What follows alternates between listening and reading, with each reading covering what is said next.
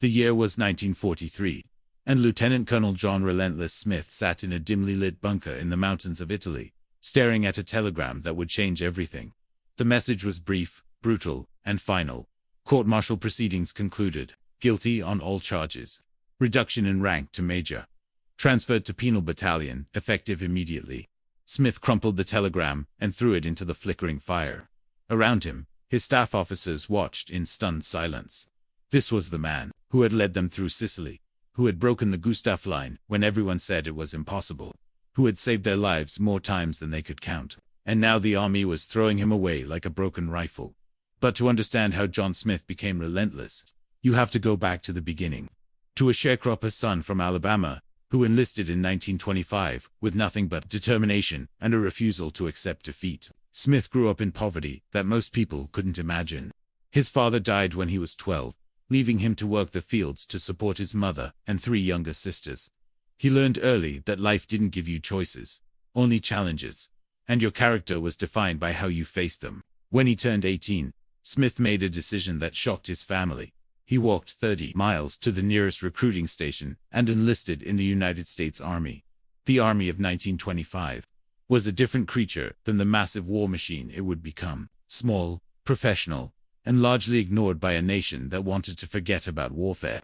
It was a place where a man could make his mark if he had the intelligence to learn and the backbone to lead. Smith had both. He spent his first years as an enlisted man learning every aspect of soldiering, marksmanship, tactics, engineering, communications, but more importantly, he learned about leadership by watching the officers above him, both the good ones and the terrible ones. He saw officers who cared about their men and officers who saw soldiers as expendable resources. He saw leaders who made hard decisions based on principle and commanders who made easy decisions based on politics. Smith decided early which kind of officer he wanted to be. By 1935, he had earned his commission through sheer determination and exceptional performance. Second Lieutenant Smith was assigned to the 3rd Infantry Division at Fort Lewis, Washington, where he quickly gained a reputation as an officer who would do anything for his men and expected everything in return. His first test came during the labor strikes of 1937. The army was called in to maintain order during particularly violent confrontations between striking workers and company security forces. Smith's orders were clear: protect company property and maintain civil order by any means necessary. But when Smith arrived at the scene, he saw something his superiors hadn't anticipated. The striking workers weren't violent radicals. They were desperate men trying to feed their families. The company's security forces, meanwhile, were little better than thugs, armed with clubs and guns, and looking for an excuse to use them. The confrontation came to a head on a gray October morning when company guards opened fire on a group of workers who were trying to prevent strikebreakers from entering the factory. 3 men fell, blood spreading across the muddy ground, and the crowd began to surge forward with murder in their eyes. Smith made a decision that would define his entire career. Instead of following orders to support the company forces, he moved his soldiers between the 2 groups and ordered both sides to stand down.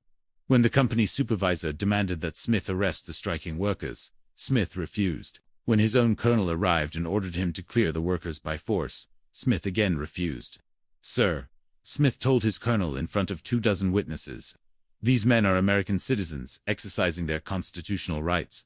I will not order my soldiers to fire on Americans who have committed no crime except wanting to feed their families." The standoff lasted 6 hours. Smith's soldiers remained between the 2 groups, preventing violence through their mere presence. Eventually, federal mediators arrived and negotiated a settlement that prevented bloodshed. The strike was resolved peacefully, lives were saved, and the situation that could have exploded into a massacre was diffused. Smith's reward was his first court-martial. The charges were serious: willful disobedience of orders, failure to maintain civil order, and conduct prejudicial to good order and discipline. Smith's defense was simple: he had prevented American soldiers from firing on American citizens, and he would do it again under the same circumstances. The court-martial divided the army. Some officers saw Smith as a dangerous radical who put his personal politics above military discipline. Others saw him as a principled leader who understood that the Army's ultimate loyalty was to the Constitution and the American people, not to corporate interests or political The verdict was a compromise that satisfied no one. Smith was found guilty but received only a reprimand and a notation in his permanent record. His superiors hoped this would end his tendency toward insubordination. They were wrong. The second court-martial came in 1941, just months before Pearl Harbor. Major Smith was commanding a battalion in Louisiana. During the massive war games that were preparing the army for the conflict everyone knew was coming. His orders were to conduct a defensive exercise, allowing the enemy forces to test their offensive capabilities against prepared positions. But Smith saw something in the exercise that his superiors missed. The attacking force was using tactics that were already obsolete, formations that would be slaughtered by modern weapons, strategies that belonged to the previous war rather than the one they were about to fight. If American soldiers went into combat using these methods, they would die by the thousands. Smith made another career-ending decision. Instead of following the exercise script, he unleashed his battalion in a series of aggressive counterattacks that shattered the opposing force. His men used infiltration tactics, coordinated fire and movement, and combined arms operations that wouldn't become standard army doctrine for another 2 years. The exercise was supposed to last 3 days. Smith ended it in 6 hours. The results were spectacular and embarrassing. Smith's defending force had captured the enemy headquarters, destroyed their supply lines, and forced their complete surrender. But in doing so, he had violated the exercise parameters, ignored direct orders, and humiliated senior officers who had designed the war games. This time, there was no ambiguity about Smith's guilt. He had directly disobeyed orders in front of thousands of observers. The army had no choice but to prosecute.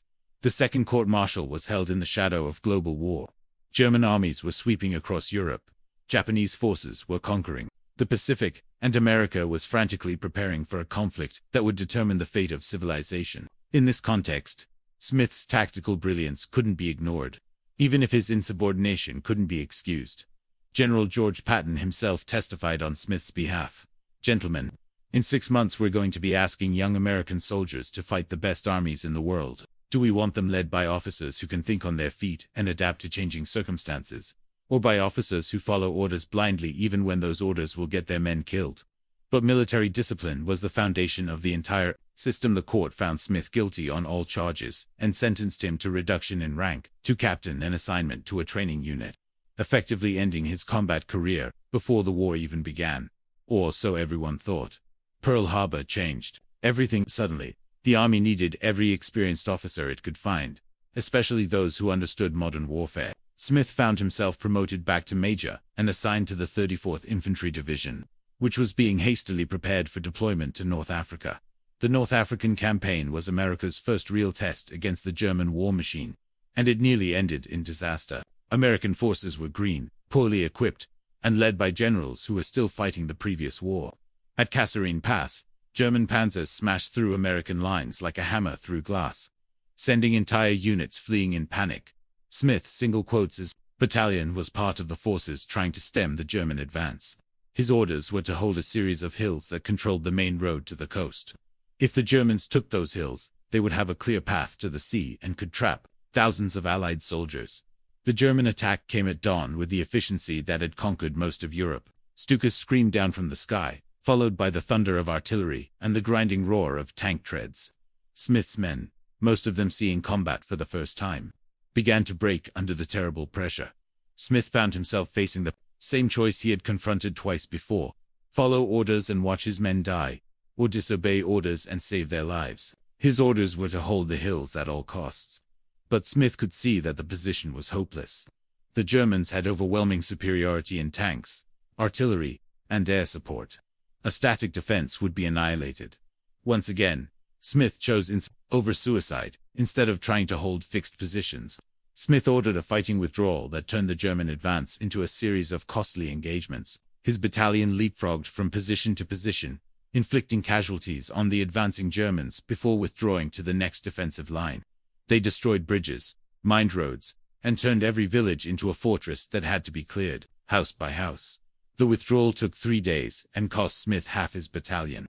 But it also cost the Germans their momentum, their timetable, and their confidence in easy victory. By the time they reached the coast, Allied reinforcements had arrived and the immediate crisis was over. Smith's tactical success was undeniable, but so was his disobedience. He had abandoned his assigned positions, ignored direct orders, and conducted an unauthorized withdrawal. His superiors had no choice but to recommend him for court-martial proceedings. But something had changed in the army's attitude toward John Smith. His tactical innovations in North Africa were being studied and implemented throughout the Allied forces. His methods of fighting withdrawal were saving lives across the entire theater, and his men, the survivors of that terrible 3-day retreat, would follow him anywhere. The war moved to Sicily, then to Italy, and Smith moved with it. Now a lieutenant colonel, commanding a full regiment, he had earned a reputation as a leader who could accomplish the impossible but who couldn't be trusted to follow orders. His superiors gave him the most difficult assignments and then tried not to think too hard about how he accomplished them. The breakthrough came at Monte, a German stronghold that had held up the Allied advance for months. The mountain was honeycombed with tunnels and bunkers, defended by elite paratroopers who had sworn to die rather than retreat. 3 previous assaults had failed with heavy casualties, and the Allied command was considering bypassing the position entirely. Smith studied the mountain for weeks, analyzing German defensive patterns, infiltrating his own reconnaissance teams into the tunnels, and developing a plan that was either brilliant or insane. Instead of a frontal assault, he would attack from inside the mountain itself. Smith's plan required his men to enter the tunnel system through a series of caves on the north face, navigate through miles of underground passages, and emerge behind the German positions. It was a plan that violated every principle of conventional warfare. It was complex, risky, and dependent on perfect timing and coordination. Smith's superiors rejected the plan immediately. Too dangerous, too complicated, too likely to end in disaster. His orders were explicit: conduct a conventional frontal assault at dawn on November 15th. Smith nodded, saluted, and began preparing for the attack his superiors had ordered. But he also began preparing for the attack he knew would work. On the night of November 14th, while the main Allied force prepared for their dawn assault, Smith led 300 volunteers into the caves on the north face of Monte. For 8 hours, they crawled through tunnels, squeezed through passages barely wide enough for a man, and navigated by compass through an underground maze that could become their tomb.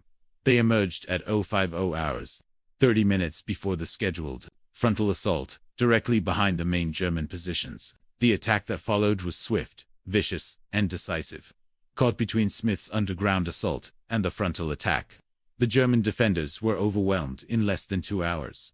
Monte Battaglia fell, the Allied advance resumed, and John Smith faced his third court-martial. This time, there was no question about the outcome. Smith had directly disobeyed orders, endangered his men in an unauthorized operation, and violated every principle of military hierarchy. The evidence was overwhelming, the witnesses were numerous, and Smith himself didn't deny the charges. The court-martial was held in a bombed-out courthouse in Rome, with the sound of artillery providing a constant reminder that the war was still being fought. Smith sat in the defendant's chair, his uniform bearing the dust of Monte Battaglia, face showing the strain of months of continuous combat. The prosecutor laid out the case with methodical precision. Lieutenant Colonel Smith has repeatedly demonstrated that he considers himself above military authority. He has disobeyed direct orders, endangered his command, and undermined the entire principle of military discipline that holds our army together. The defense was brief. Smith's lawyer called only one witness, Private Tommy Morrison, a 19-year-old kid from Ohio, who had followed Smith through Sicily, up the Italian peninsula, and into the tunnels of Monte. Sir, Morrison testified, his voice barely above a whisper, I've been in this man's unit for 8 months. I've seen him cry when he had to write letters to the families of men who didn't make it home. I've seen him give his own rations to soldiers who were hungrier than he was. I've seen him lead charges when he could have sent us instead, and I've seen him disobey orders when following those orders would have gotten us killed. Morrison paused, looking directly at Smith. Sir, if you court-martial Colonel Smith, you're court-martialing the best officer in this army. And if you take him away from us, you're going to get a lot more American boys killed. The verdict was swift and predictable. Guilty on all charges. Smith was reduced in rank to major, relieved of his command, and assigned to a disciplinary unit pending further administrative action. But the war wasn't finished with John Smith. The disciplinary unit turned out to be the 5307th Composite Unit, Provisional, better known as Merrill's Marauders, an elite long-range penetration force operating behind Japanese lines in Burma. If the army wanted to get rid of troublesome officers, Burma was the perfect place to send them. The jungle would kill them, the Japanese would kill them, or disease would kill them. Few men sent to Burma ever came back. Smith arrived in India in March 1944 to find a unit that was already legendary for its courage and infamous for its casualties. Merrill's marauders had been fighting behind enemy lines for months, conducting raids, gathering intelligence, and generally making life miserable for Japanese forces throughout northern Burma. They were also dying at an alarming rate. Jungle diseases were claiming more casualties than enemy action. Supply problems meant that men were fighting on half rations and whatever equipment they could capture or improvise. Morale was plummeting as the survivors watched their comrades disappear into unmarked graves in the Burmese jungle.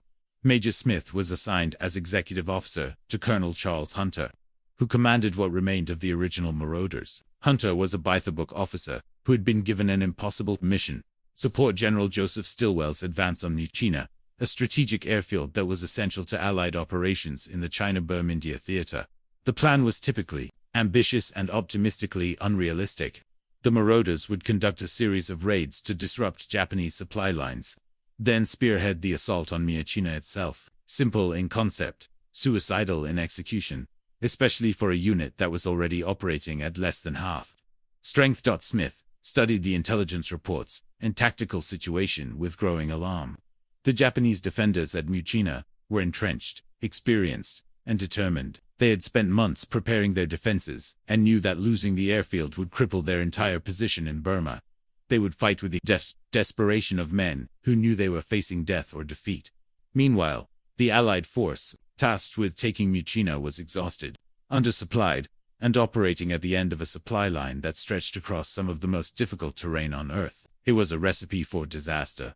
Smith requested permission to conduct reconnaissance of the Japanese positions. Denied. He requested additional supplies and reinforcements.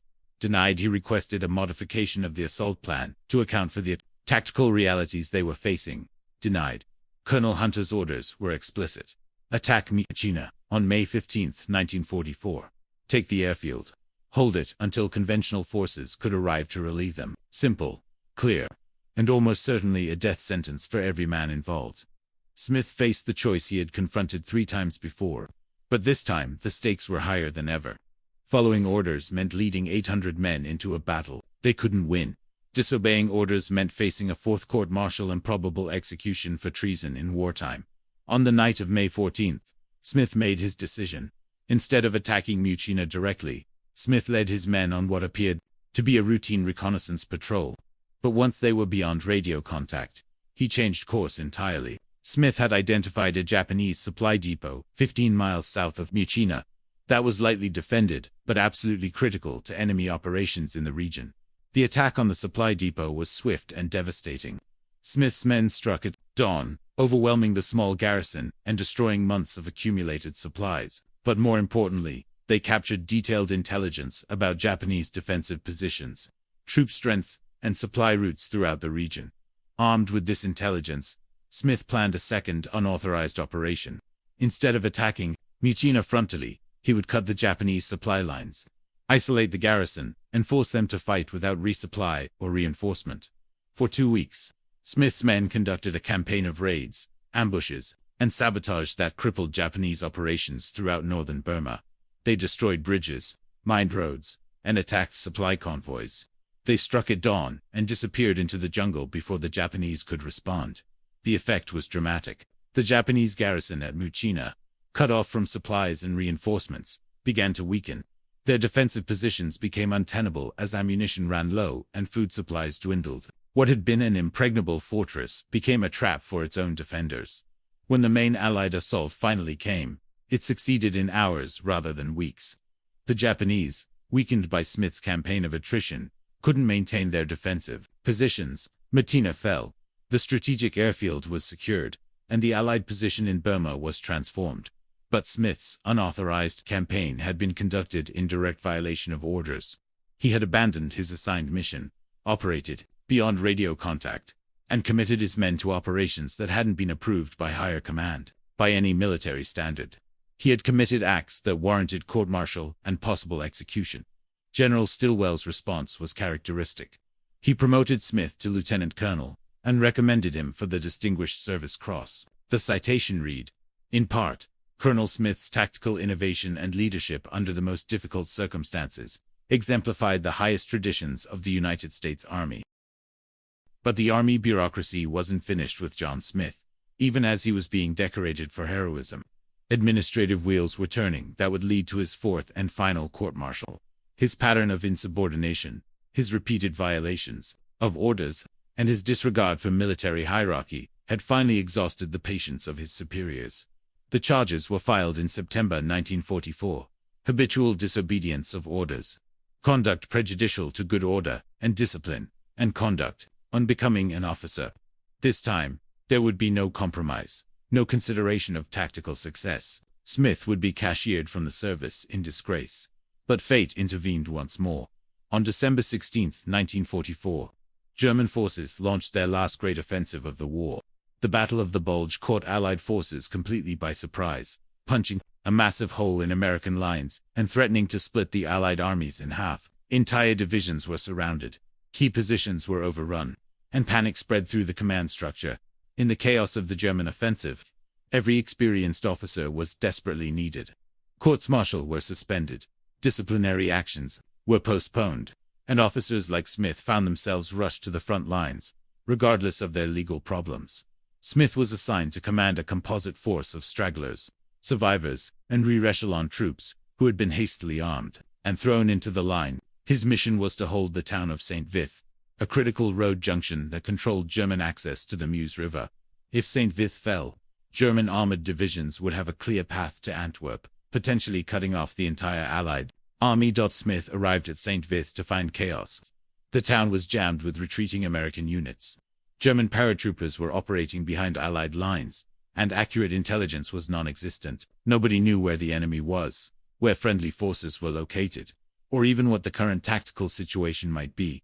Smith's command consisted of parts of 3 different divisions that had been shattered in the initial German assault: tank crews without tanks, artillerymen without guns, infantry soldiers without ammunition. They were exhausted, demoralized, and convinced that they were about to die in a forgotten Belgian town.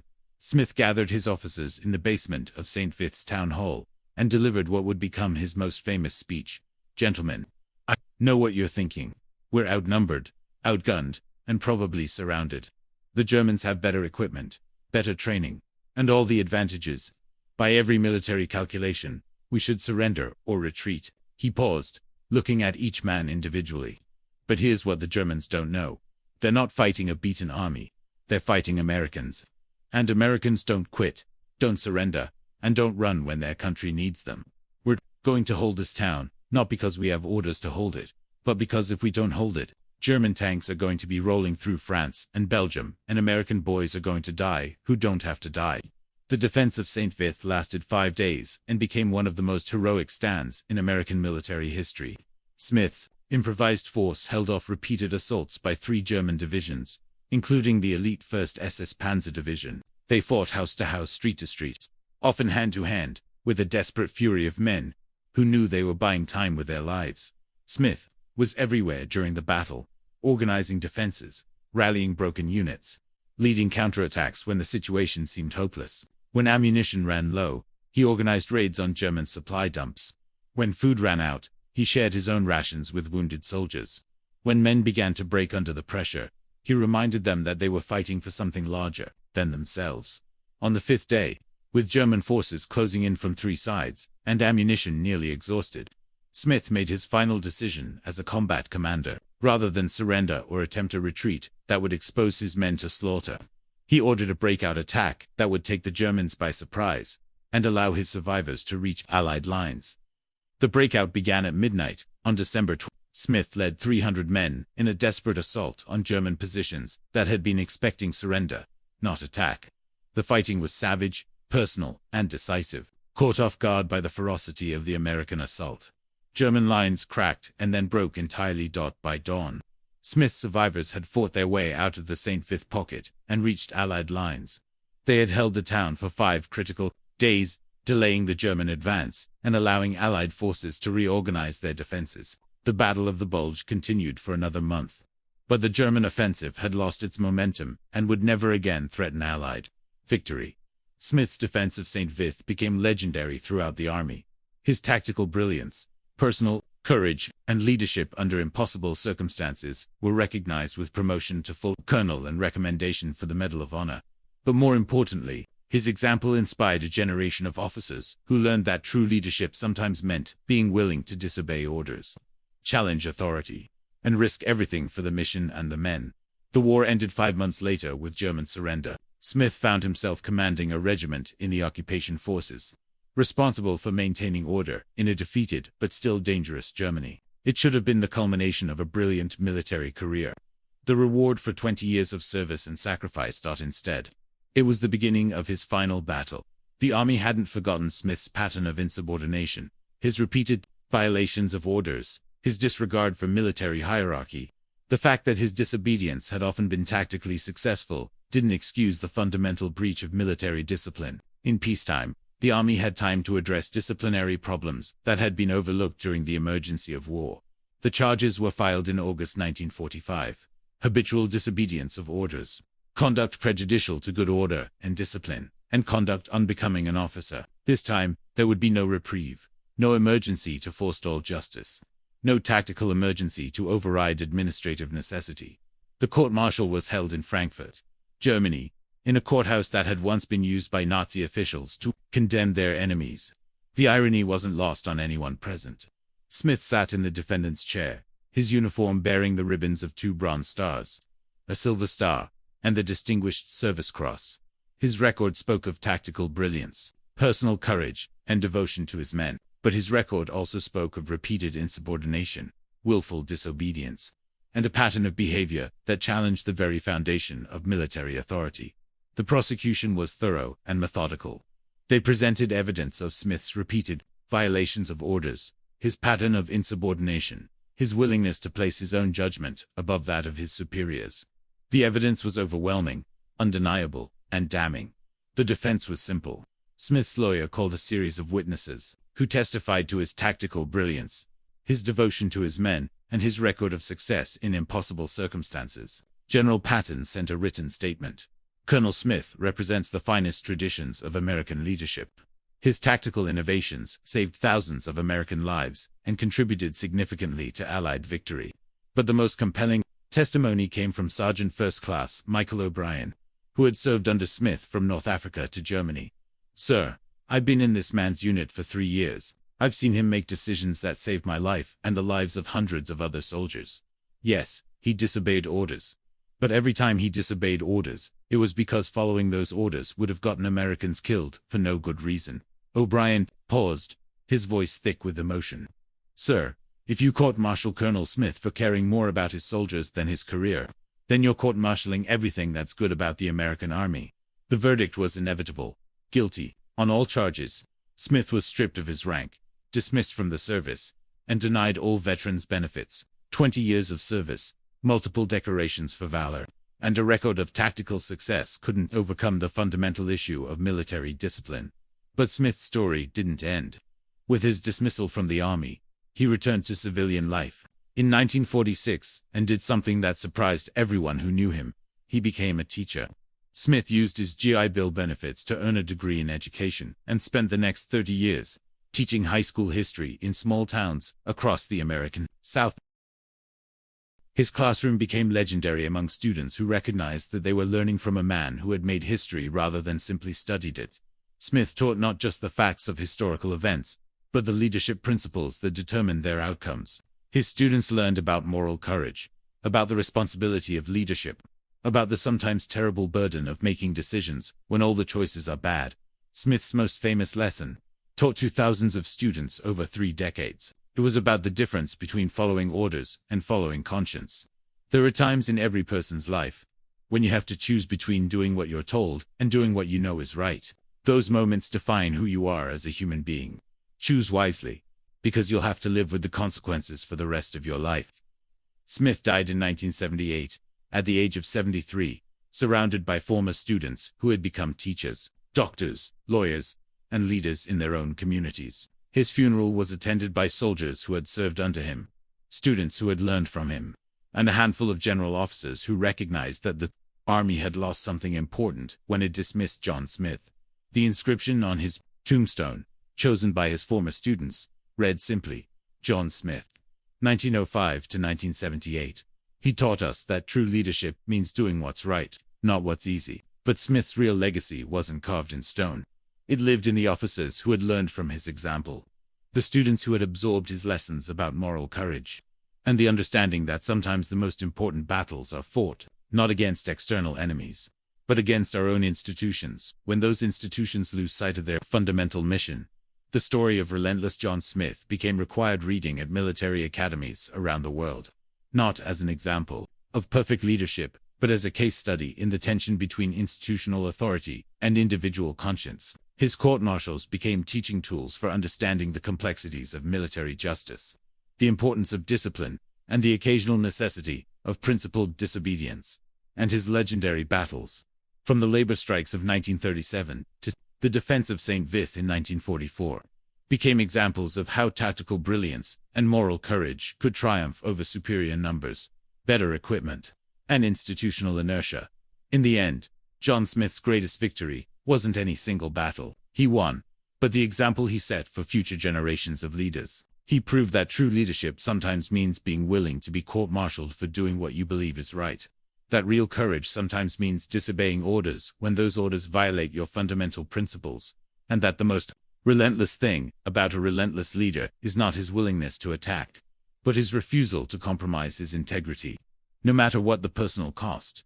The name Relentless John Smith echoes through military history, not as the story of a perfect soldier, but as the story of a perfectly human one, who understood that leadership is about more than following orders, that command is about more than maintaining discipline, and that sometimes the greatest service a soldier can provide is to be willing to sacrifice his career for his principles. That is the legacy of John Smith, a reminder that true leadership requires moral courage, that real strength sometimes means accepting weakness, and that the most important battles are often fought not on distant battlefields, but in the quiet moments when we must choose between what is expedient and what is right.